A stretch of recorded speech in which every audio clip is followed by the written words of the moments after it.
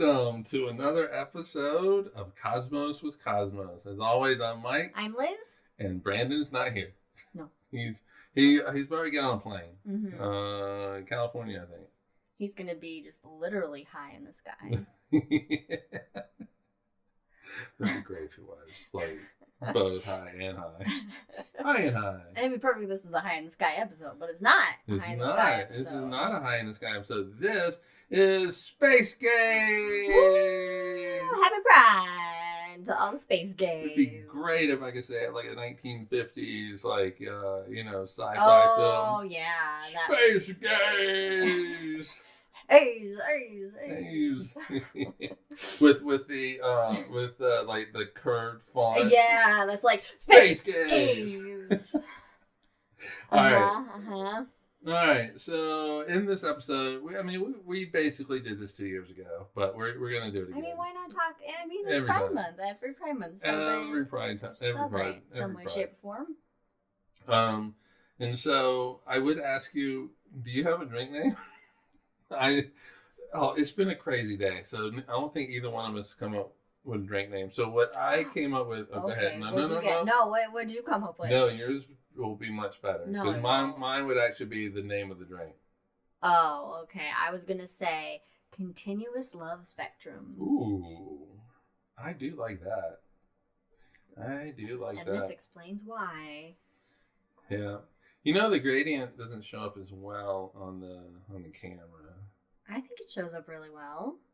Oh, but see, I really like it in real life. I mean, it's gorgeous. Yes, it's a gorgeous drink that will get mixed together into just a mud because, But, let's go with Continuous Love Spectrum for this drink. Right.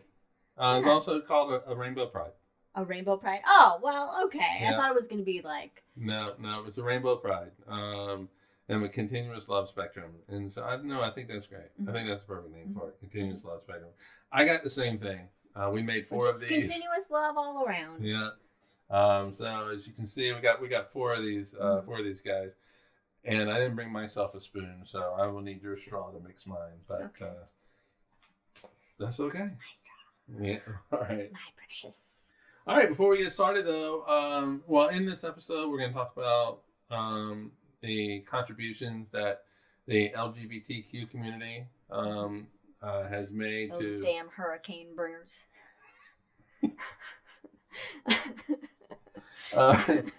The greatest thing was watching these people. There was some big hurricane that was off the coast of Florida, and they had all these religious people go out, and they were holding on their Bibles, and they were praying that the hurricane would steer away. And that was the only time for like a brief moment I was like, please hit land.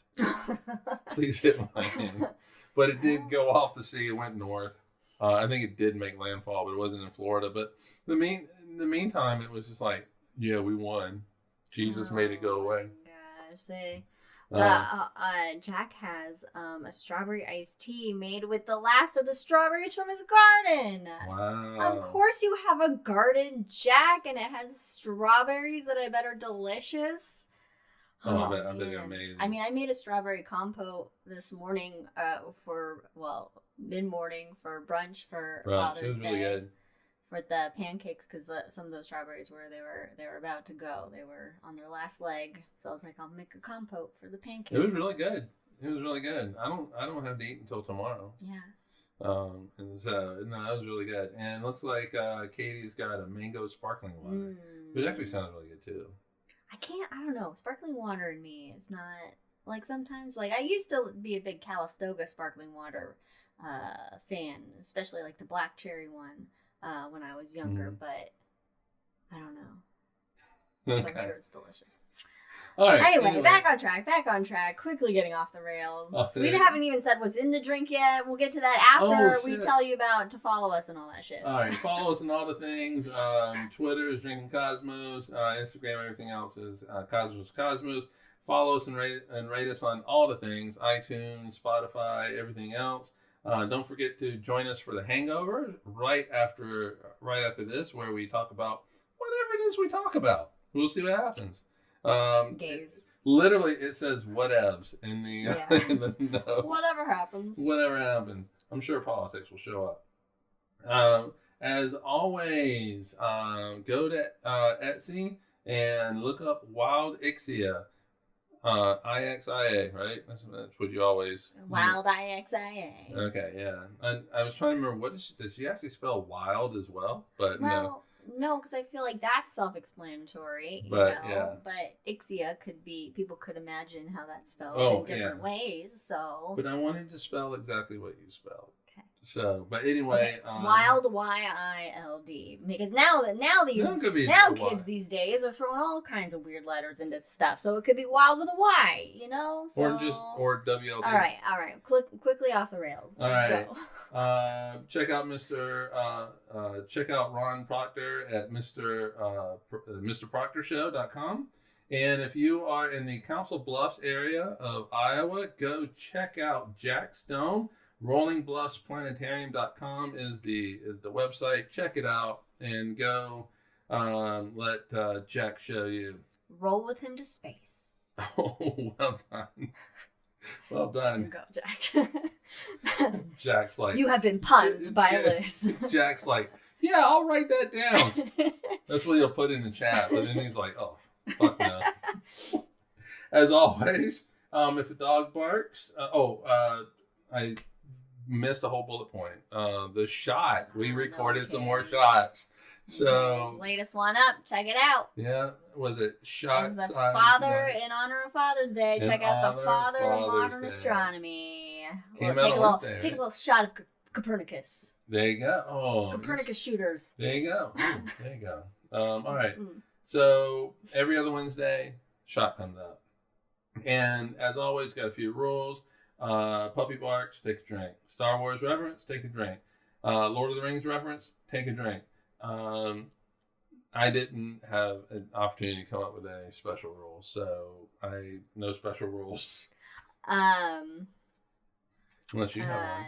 No. Oh, Ron and Jack are going to the Stars for All conference. That sounds fun. Yeah, Stars for All is the National Planetarium Conference for everybody out there. God, are we out of focus again? I swear. Hold on. I gotta get some focus.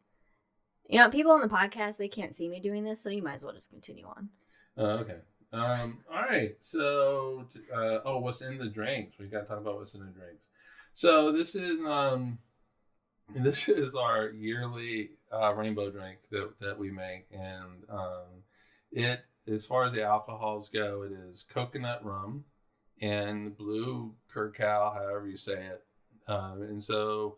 The blue curacao is watered down a little bit so that it sits on top of a orange juice coconut rum mix, and on the bottom you have the grenadine to give it that red color and give it that nice gradient that goes from red to blue there. And now you can mix it up.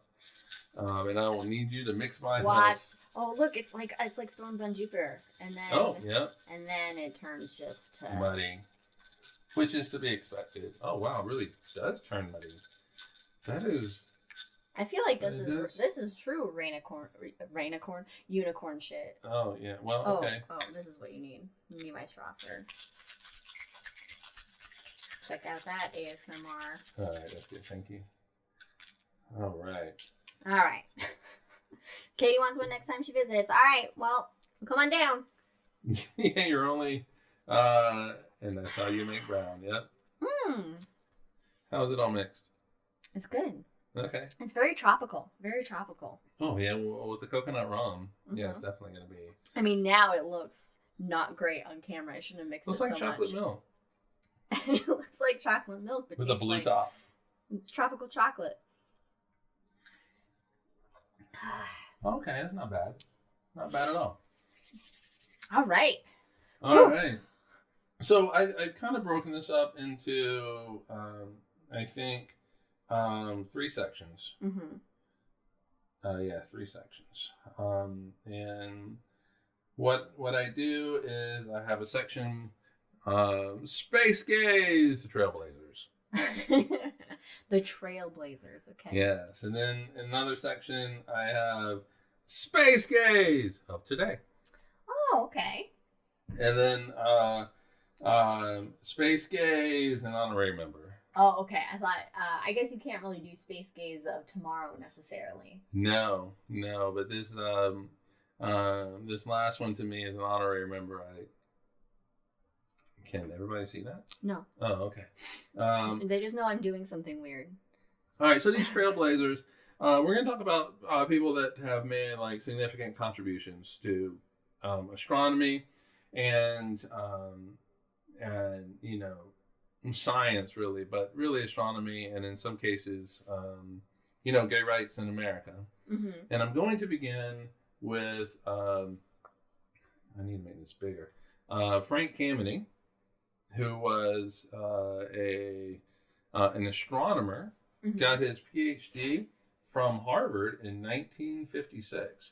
So been a minute. It's been a minute. Just a minute. It's just been a minute. He studied under Cecile Payne Gaposchkin, who we have talked about. Yes, we have a shot episode on her. We have a shot episode about her. We have mentioned her in various actual podcasts, and so he studied under her. And what he studied were variable stars, and he focused on small, semi-regular yellow stars, like the one that semi-regular, like pulsating stars. Oh, okay. And yellow stars would be like our sun. Like our sun, okay. Yeah, and a group of stars called RB Tauri stars, which those are the big ones, right? Oh, are those the I'm big not ones? sure. And there's a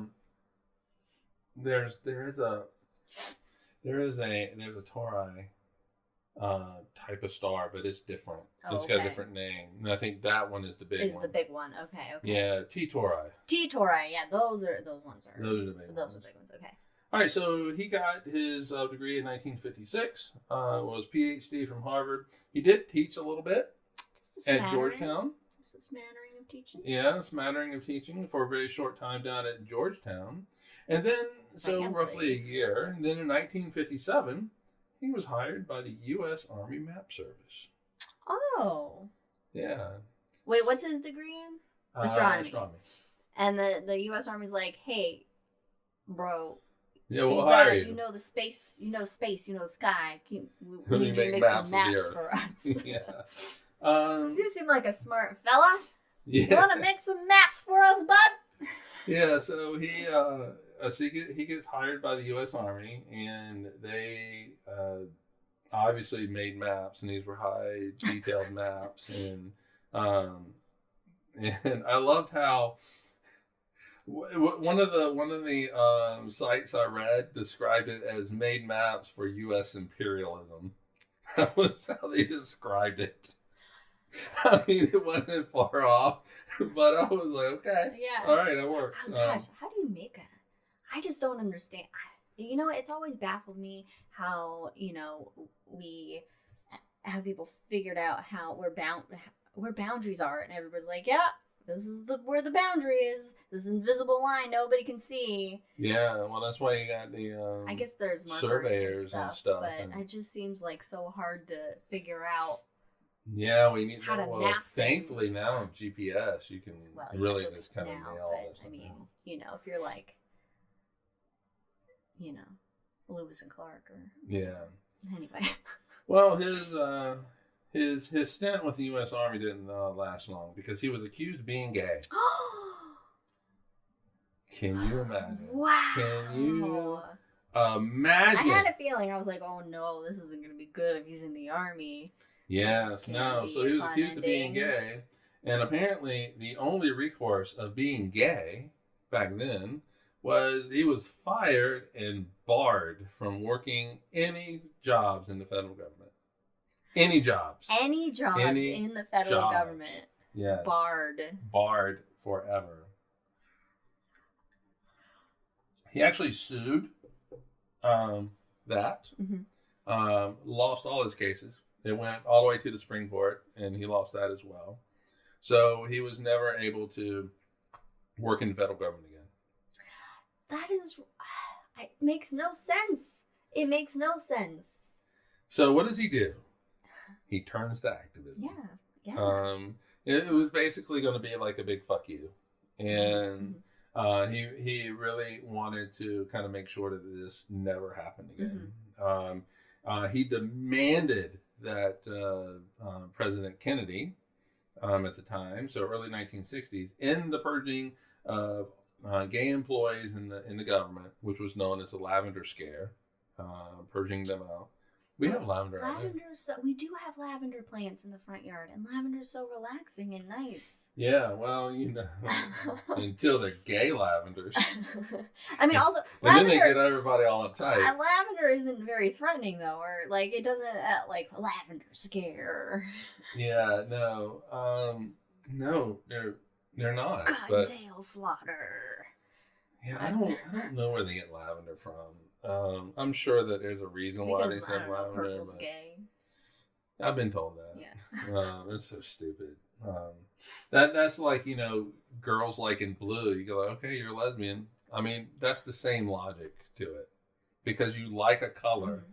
All right, but anyway, he organized the first White House protest by gays and lesbians in the Johnson administration. So that was in 65, I believe. I didn't write it down. Well, I mean, the 60s are ripe for protests and activism. Yeah.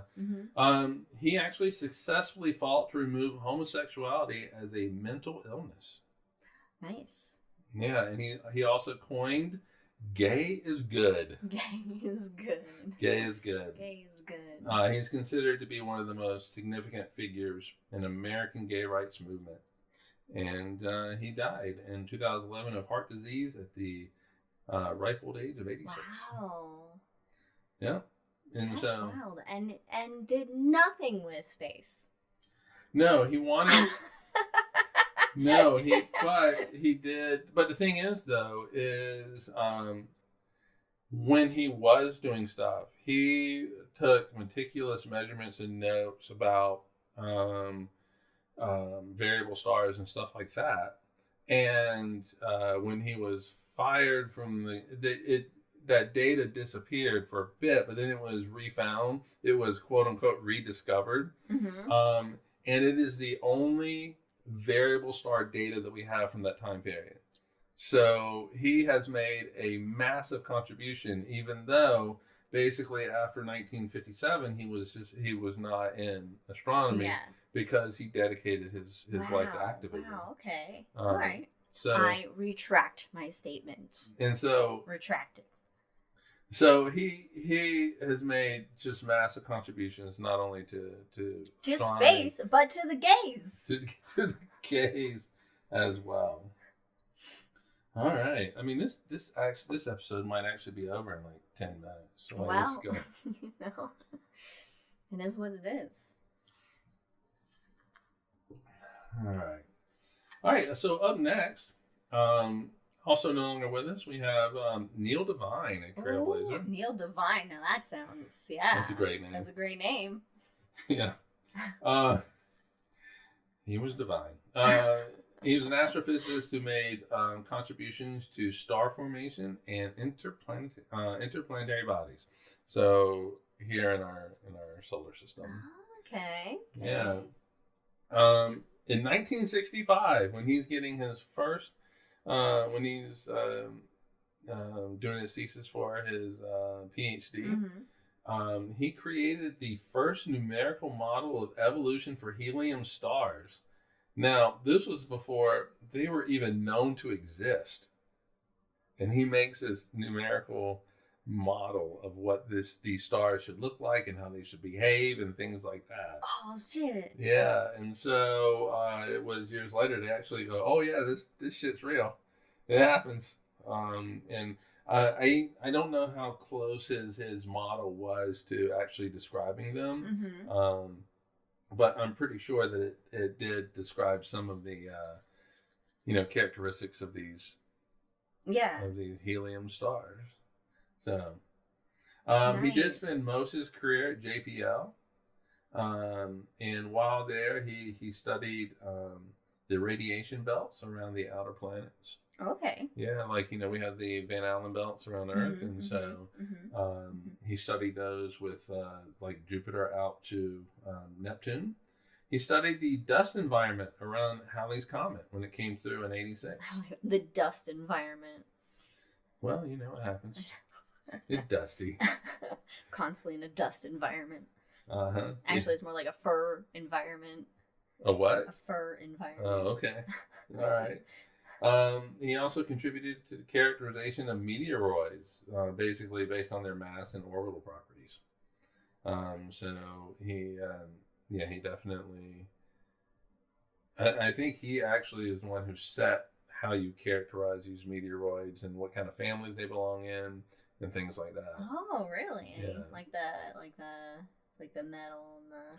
Well, yeah. I mean, that would be. I guess that's asteroid types. Yeah, I mean that's more. But meteoroids are just meteoroids. They're just rocks that are zippity doo dying along.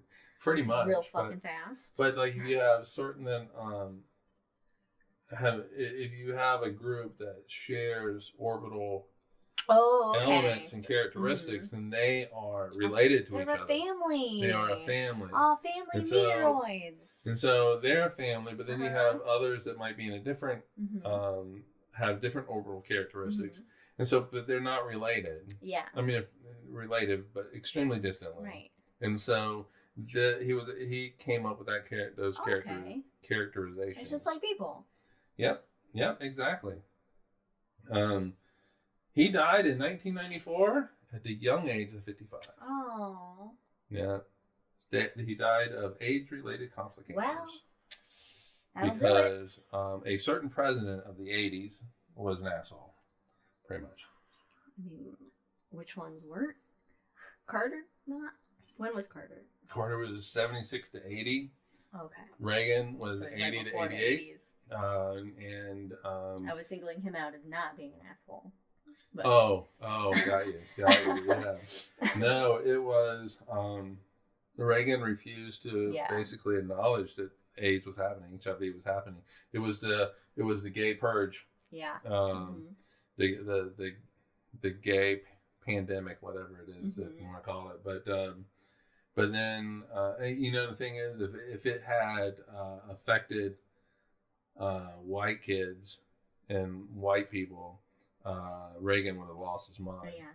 But then you had a little kid who got it through blood transfusions, and Elton John, he wrote the whole "Candle in the Wind" song for him. I can't remember his name.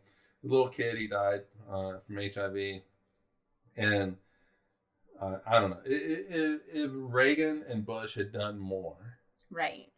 Then we wouldn't. It would not. It would have been bad, but it would not have been as bad. Right. If leaders of a country cared about all of their citizens. Yeah. And if other people cared about other people. I mean, what's amazing is these people profess to be Christians and pro-life Christians, but it's only the people that are like them that they care about. And well, I got news for you. Gay people are everywhere. So LGBTQ is everywhere. And now that people are starting to feel more comfortable in their skin and to come out, you're going to find that it's really not 4% of the population. And guess what? They've always been here. Yeah. It's always been a thing. Yeah. All of it. Everything. Yeah. Anything and everything and all of it. Ryan White. That is his name. Ryan White. It's always been a thing. Yeah. And so, whatever. Continuing on with the Trailblazers, James Pollock. James Pollock. Yes, he received a PhD in astronomy from Harvard in 1965. Whoa, fancy. Yeah, just like Frank earlier, but a decade later. Yeah. He was the first graduate student of Carl Sagan. Wow, the first graduate, do they only get one graduate student? No, you get more, but you can have more. Okay. But he was the first one that he had. And he actually was very open with Carl Sagan and said he was gay. Well, I feel like my impression of Carl Sagan is he's like, cool. Yeah, well, it's going to get better. Do you want to know how to make the universe? Well, actually, you want to know how to make a cosmo? Got to make the universe first. Actually, your opinion of Sagan might get a little bit better now because I mean, it was already great. I have no bad opinion of James Pollock was his partner was sick and was in like the university infirmary or whatever it was, and Pollock can't go see him. He can't do anything with him because they're not married, and it's all that kind of thing. And this is in the 1960s, so Carl Sagan intervened and went to the university and said, "No, you're gonna let him go see his partner," and they did. And they let him go see it. Yes. So that, for 1960s, that is extremely 1960s and 70s, very progressive. I guess you could say that Sagan was really using his gravity to get shit done. Even though he didn't study gravity. Oh God, I'm sorry. Just funny bone you. No, I was drinking and you just almost made me do a Davison. Well, it was Davison causing it, so really, it's yeah. All right, so he worked with Sagan on studying atmospheres of Venus and Mars, and in 1969 they published what is described as a classic paper. Classic. On the energy transfer of atmospheres, so how energy moves around and stuff like that. Okay. And so it was a big time deal, and he was part of it. He left Sagan and he in the universities. Oh no. Moved on to NASA Ames. All right. Okay. And all right. Worked on Mariner 9, Viking, Voyager, and Galileo missions. Oh, cool. And of course Sagan is involved with those as well. So he continues to work with Sagan. In fact, in 1983, Pollock, Sagan, and 3 other astronomers coined the term nuclear winter. Ooh, that's fun. Yeah, they had written a paper that modeled the effects of a nuclear war and how all that crap going up, being blown up into the atmosphere would create totally fuck us. Yeah, and block the sunlight. Things gonna get a little chilly. It's gonna get chilly, nuclear winter, and so he was involved in that paper back in 1983 that coined because that. It's colder in shadows. And this was an inside joke for only us because of watching a ghost show. Oh yes, yes. Okay, all right, got you. Yeah. So your device can detect shadows because things are colder in the shadows, so it's going to read a colder temperature. God. Hey, Federico. Yeah, I know, right? Paranormal people. I swear. Anyway, back to the gays. That's a good hangover window. Space ghosts, coast to coast. He helped develop the first model of gas giant formation via core accretion. And there was a paper that described that was published in 1996. Unfortunately, he had died in 1994. Oh. And so it was published after he died. Posthumously. That word. Posthumously. That word.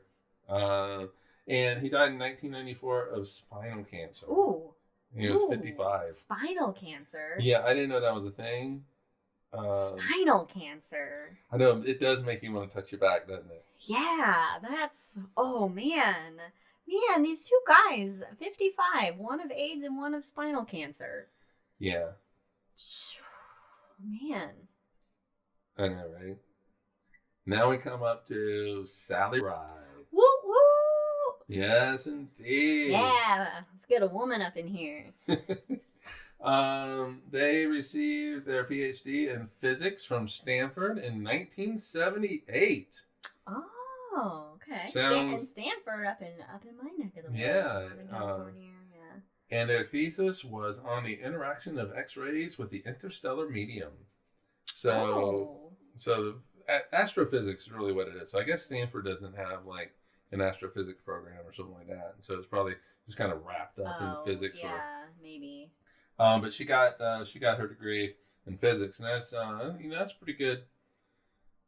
To me, that's a real interesting thesis. So I mean, yeah. Now I'm like, well, that it's just, yeah. What happens? What does it do? well, I mean, it's gonna Because it's you're gonna not hit the you're boundary. not shooting. Yeah. Okay. Anyway, move on. All right. They were selected for NASA's astronaut Group 8 in Like 1983. the eighth group. The eighth group, yeah. But they call it astronaut Group 8. Okay. That's the actual title of it. I mean, oh, gosh. When did they start doing like the fun names of each mission group? For like, that was for like the. That's for like spacecraft, right? It's not. Well, yeah, because they have each new, like, it seems like they have like a fun, like, dramatic, like, logo patch thing, and then it has like the name of the mission or something. This is NAG 8. Mm. NASA astronaut Group 8. All right.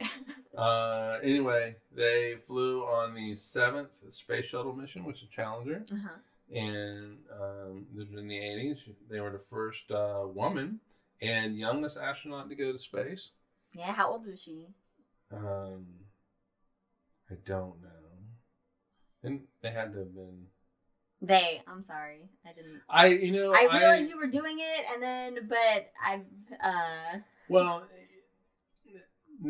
Sally Ride is the first known and only known queer astronaut, and so I don't want to say she. Okay. I don't want to say she if that was not how they really thought about themselves. And so when I don't know, I just go with they.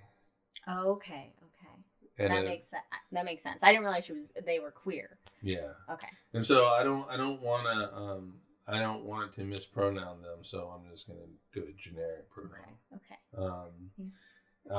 And I would say they're probably around late 20s, 30s, early 30s when they went up. Okay. Like I said, first woman, youngest astronaut to go to space. Well, not the first woman to go to space. Okay, U.S. U.S. woman. U.S. woman. The Russian woman. Yeah, what was her name? Something Russian that we can't pronounce properly. So. Yeah. Yeah. Anyway, after astronaut life. After astronaut life. Yeah, they became a professor of physics at UC San Diego. Oh, hey. They worked with lasers, and one of the experiments, which I really want to find out more about. It seems like both of these things these things that Sally Ride was interested in. I want to actually find out more about the X-rays at the boundaries of the interstellar medium, and then but also. Sally Ride was working with lasers, and they were bouncing lasers off electron beams. So you're shooting a beam of electrons, and you can actually the laser is going to hit the electrons, and it's going to scatter. It's going to bounce off of it, and so I'm really kind of interested in knowing more about that. What happens when they scatter? Well, I don't even know how to imagine a beam of electrons, so it's hard for me to comprehend when I can't visualize something. Right. But okay. Think of a beam of electrons as, if you got a video game and you have a gun and the gun just constantly shoots. Just think of it shooting out a bunch of little tiny balls that just go straight. Okay. Okay. And that's all this gun does. It just happens that these balls are electrons. And so off to the side you have laser beam, and you hit and you try to shoot that beam of electron balls. And so the laser generally is going to pass through and not hit anything. It's going to leave a little laser mark, green laser on the side of the wall.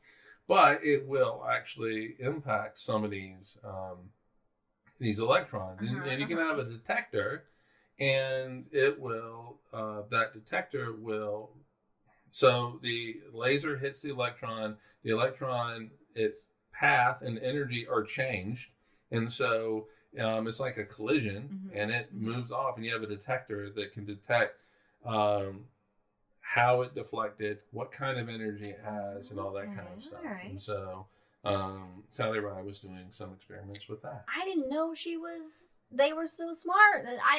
I thought they just went to space. I didn't realize that they did all this astrophysics work. Also, that was your physics moment with Fancy Physics Man. Yeah, I guess so. Is that like a drinking rule? No. But we should have a physics moment with Fancy Physics Man more often. No, I don't know about that. But those were our trailblazers.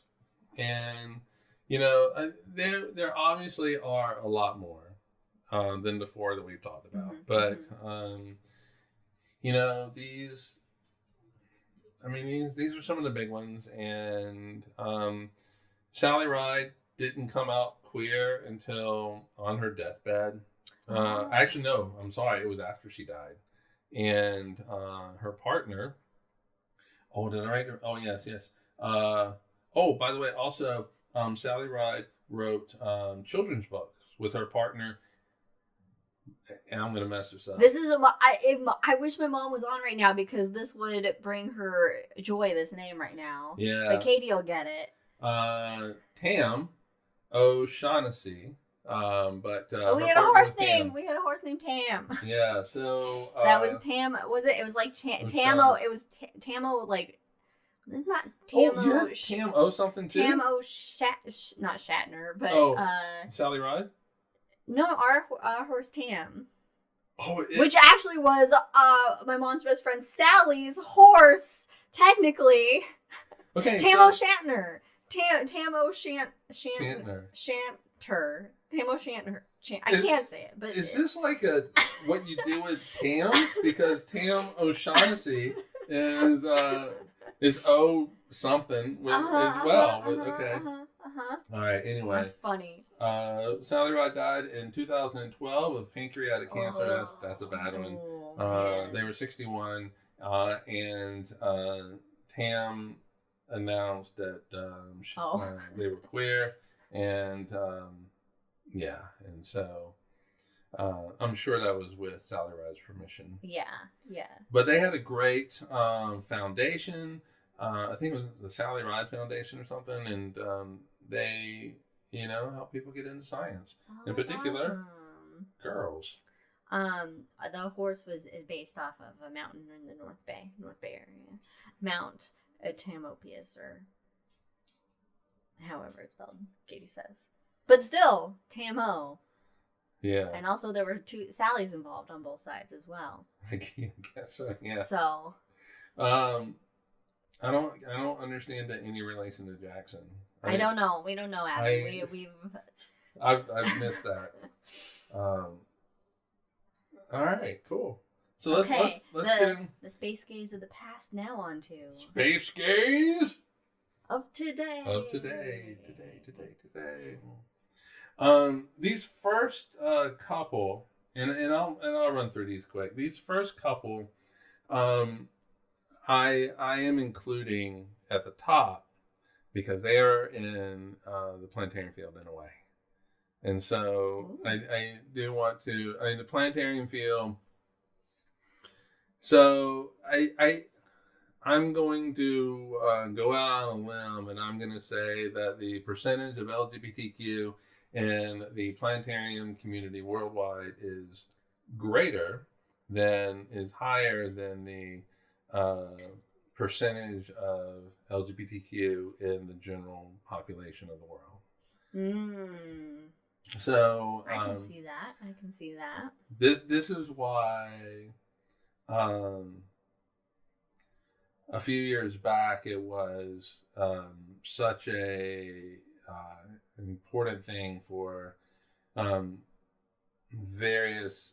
for a certain planetarium organization to change where it was going to hold a conference, which was going to be in Russia.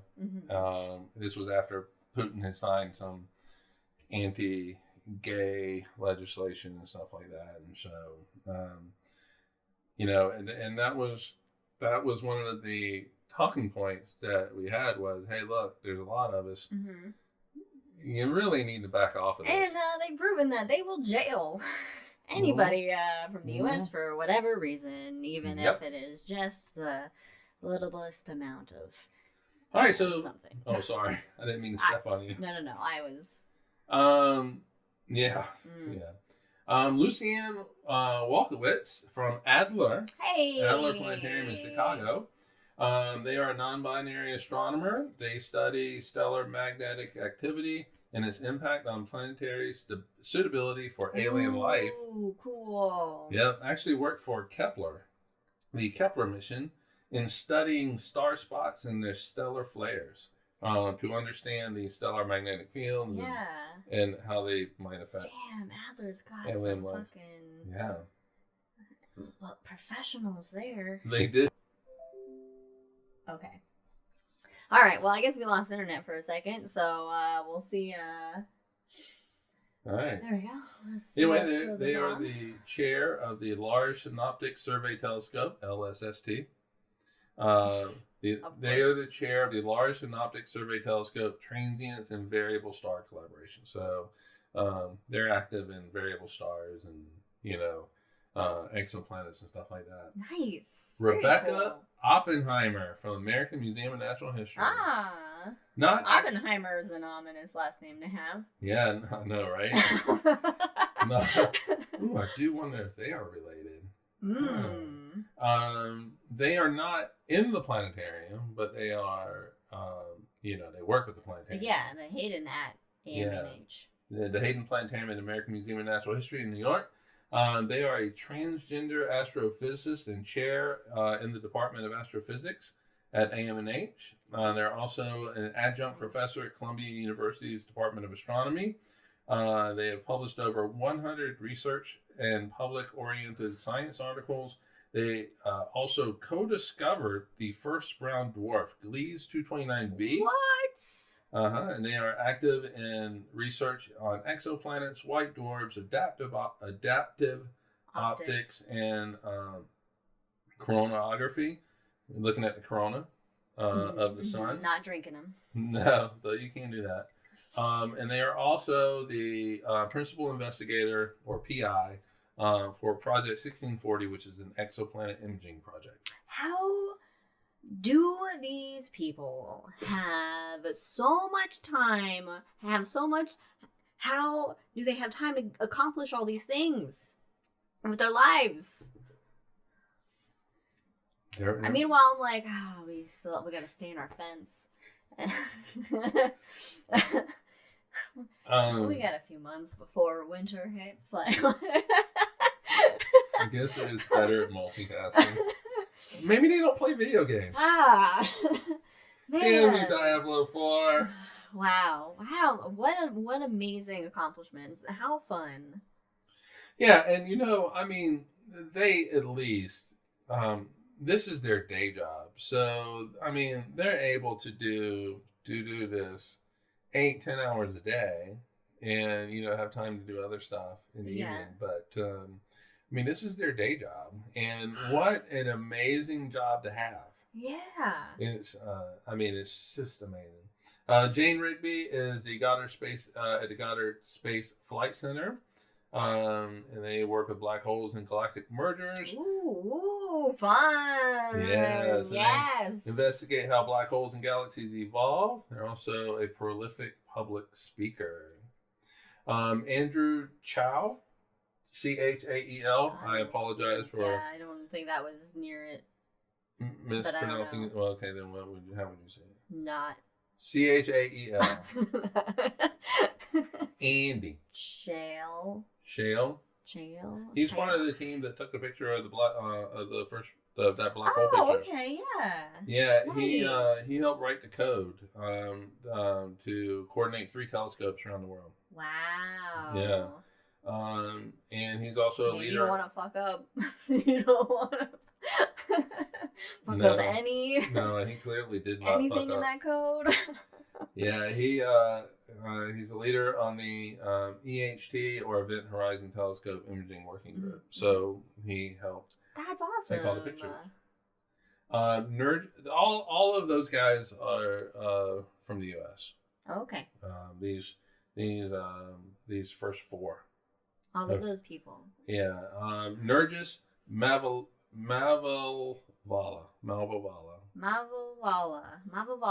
Worship LIGO. Oh. From Pakistan. Oh, cool. Yeah. So pretty sure that Nergis needed to leave Pakistan. But well, we're more than happy to have him, especially working at LIGO. Yeah. Which LIGO detects the gravitational waves. Yes, it's the laser. That's up in Kennewick, right? Or up in Washington, right? They have two, right? They have the one. Oh, right. They have the one in Washington. They have the one in Louisiana. Right. Okay. So her research focuses on obviously gravitational waves and quantum measurements, things like that. Part of the Laser Interferometer Gravitational Wave Observatory, also known as LIGO, she helped prove Einstein's theory of the existence of gravitational waves in 2016. Woo! That was I remember driving to work, listening. Yeah, I remember. Yeah, listening to because they had it on. That's all we were talking about in Planetarium. Yeah. We're getting those the visualization videos of the two black holes colliding that caused the event, putting up the simulation, and getting real nerdy for audiences that were just like, yeah, cool. She's won a few awards. 2010, the MacArthur Fellowship Genius Award. Hello. I mean, that's all you need right there on your resume. Done. All right. Genius Award. Vacation for the rest of your life. What more do you have to do or prove? Why? The 2013 Joseph F. Keithley Award for Advancement in Measurement Science. So all the work they did with LIGO. And in 2014, National Organization of Gay and Lesbian Scientists and Technical Professionals, also known. Oh, no. Some things just don't. Yeah, there's no need to actually, anagram and everything. You don't need to do that. Noggle stop. Nogs stop. Yeah, NOGLSTP. Look, you don't need to do that. Just have all the words. She was the Noggle Stop Scientist of the Year in 2014. Noggle stop laughing at it. No. Noggle stop. Alfredo Carpeniti. If it's produced as a word, it's an initialism. If it's pronounced as a word, it's an initial. Thank you, Brandon. Don't you have a plane you for need to correcting get on? our grammar. Go get on a plane. Alfredo Carpeniti. Is he Italian? There's a good chance to offend Federico right now. He did look Italian. Alfredo Carpeniti. Now that's for you, Federico. Is offensive. Anyway, they run Pride in STEM. Founder and chair of Pride in STEM.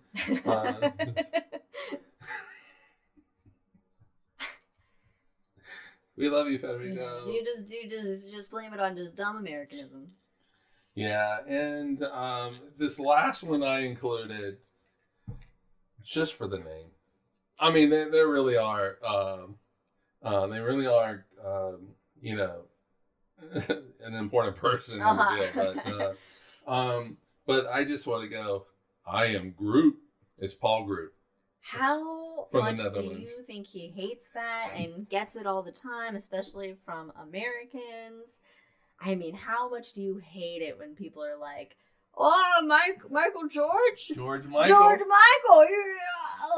Well, you just go. But, I mean, I haven't heard that. But before. only he was fine up until Marvel. Up until that first Guardians of the Galaxy movie came out, and then he was like, "God damn it." Anyway, he's from the Netherlands. He's at Radboud University and LIGO. Virgo. Yes, the riddle me this for Brandon, which I do all the time in my head. Did you ever get the Riddler? He's had to have had the Riddler, and if you haven't dressed up as the Riddler for Halloween at least once, disappointed. All right, he's a professor of astronomy and head of the Department of Astrophysics at Radboud University in the Netherlands. He studies ultra-compact binaries and transient sources. In other words, black holes going around black holes, neutron stars going around neutron stars, things like that, and all of that. And so, of course, he was the ruler in high school. Yeah. And these are the strongest sources of gravitational waves. He has discovered of the optical counterparts to gamma ray burst. So gamma ray burst. He discovered. Yeah, I guess so. He discovered gamma ray burst? No, the optical counterpart. So it was always gamma ray burst, and that was all that we saw. But then there's also flashes and other wavelengths as well, and he discovered it in the optical. Oh, okay. And he is part of the LIGO and LIGO Virgo team that is looking for those gravitational waves with laser interferometry. So Virgo, I think, is in Italy.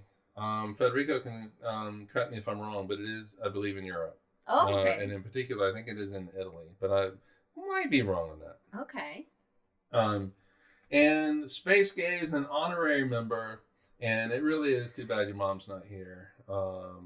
George Takei. George Takei! Yes, and so, yeah, near Pisa in Italy. So he's a pioneering minority gay in space. Exactly, he really is, and he is.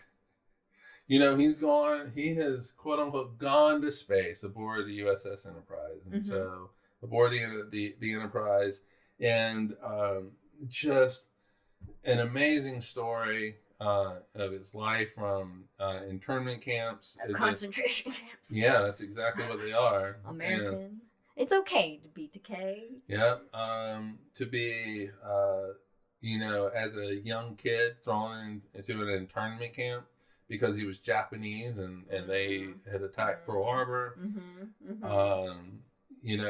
Then to come into our lives as part of the Star Trek crew, and never and reading. How if they had a Star Trek party, he would show up and always with his guy, but it would be, oh, this is my friend, and so this is my plus one I'm just bringing, and but in the 70s it was pretty much well known that he was gay, and he didn't hide it, and now he's happily married and has done a lot with. Really not so much with space, but at least trying to, advance LGBTQ rights and plays and all this kind of stuff. And how did he describe it? Arnold Schwarzenegger signs Prop 8, banning. That's really cool. I think I remember him telling me about it. So Arnold Schwarzenegger signs the law in California that bans gay marriage. Bans marriage. Way to go, Arnie. Yeah, and what is crazy is Arnold Schwarzenegger is a moderate now in the Republican Party, but whatever. Well, a lot of that funding for that Prop 8 or whatever it was from the Mormon Church. Yeah, they put a lot of funding into it, and they were the biggest. Actually, was a big contributor to getting it passed, which was shocking. I was like, "It's California. What's happening?" Yeah, they were the biggest contributor. And so he basically comes out in a magazine article, and he described it as saying that it's not like he actually. It wasn't like walking through a door, kind of coming out. It was going on this really long walk that you're going on through life, and so coming out he's trying to say coming out is a long process, especially for somebody from the 60s and 40s when he was born, and in the public eye. Public eye, and so it was. It's. That's why I just wanted to include him as an honorary member, even though he's never done anything with astronomy or anything like that. Though he was there when they named the first space shuttle, the Enterprise. Yep, he was there with a very, 1970s leather jacket Oh. draped over his shoulders, Yes. as one was prone to do. God damn it! I didn't ask my parents for that to get me that picture of the felt. Oh, yes, So. felting. And Federico would like to add, Adrian Fertade. I'm sorry. I tried. Actually, I was actually trying. Possibly the one of the most important Italian YouTubers for astro stuff. 500,000 subscribers. Non-binary. Tell her to like our stuff. Non-binary and LGBTQ plus activist. That's awesome. I think Federico sent me a link to one of their YouTube, but it was all in Italian, so I didn't understand it. So I didn't know what subtitles for on YouTube. Oh, I probably could have, but to be honest, it was in the middle of work. So I'm like, I'll come back to it. Oh, Federico, getting to not work. Oh, like Federico's the only one. Gets me out of work. Good plug, Federico, because I think that with how stupid all this social media and everything is just now totally embedded and interwoven into our lives for the good and for the worst. It's important to have then the counter to all of the other bullshit on the internet, but people that are helping to promote not only science literacy and science stuff and make it palatable and relatable and interesting to people who aren't nerdy about it like we are or something like that, but then to promote these social issues. The cultural influencers. Yeah, we're big cultural influencers here on Cosmos as we promote day drinking. But you can drink whatever you want. You can drink water, you can drink tea, you can drink mango, sparkling water. Now you tell me that. No, we got shit to do. No, we can. We have to. No, there's been a few waters and whatnots on the show before. You know what? I cannot wait until the day where this is what is written. If I can, I would add Adrian Fart. I just did her. I know. Oh. Okay. I know. I'm gonna change it. How did you pronounce the last name? I don't know. Fartade. If I can, I would add Adrian Fartade, possibly the one of the most important Italian YouTubers for astro stuff. End of sentence. I can't wait for that day. Where there is no... We don't have to have activism for the rest of it? No, where you don't have to have the rest non-binary or LGBTQ to describe the person. And so, it was... for everybody that's LGBTQ plus, it seems like that is what defines them and not everything else. That's only one part of who they are. And what they are fathers, they're mothers, they're dentists, they're doctors, they pick up your trash, they are your entertainers, they work in planetarium fields and things like that. That's who they are. It just so happens they have this other facet that is, lesbian or gay. It's completely irrelevant to who they are. It's only relevant. It's only relevant into who they love, and that doesn't affect you. It has nothing to do with you. It's not like we go, oh, they're straight. And that's all we say about them, Yeah. And so it's, I cannot wait until the day where we